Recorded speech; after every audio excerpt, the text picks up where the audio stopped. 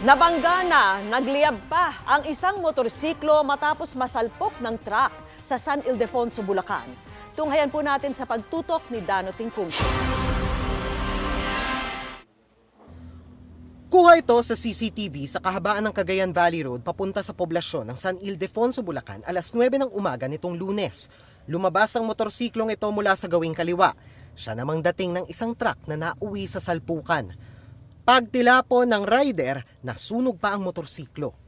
Bakit nasunog ang motor? Ang sabi ng barangay, nang magsalpukan ang motor at truck, tumagas ang gasolina mula dun sa motor at nang mag-spark, yun ang naging mitsa ng sunog at yun na nakikita natin palatandaan dito.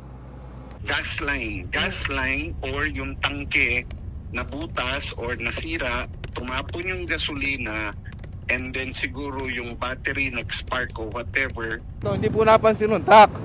Bali may umovertake po siya. Ngayon, pagpasok niya dito sa loob, nabutan na siya. Ayon sa San Ildefonso MDRRMO, nagpapagaling na ang rider na nagtamo umano ng matinding bali sa hita at malalim na sugat sa tuhod.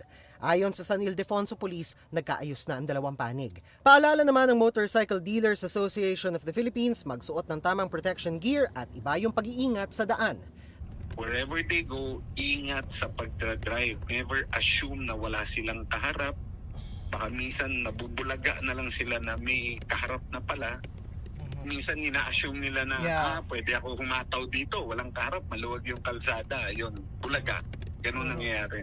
Dano Tingkungko, nakatutok, 24 oras.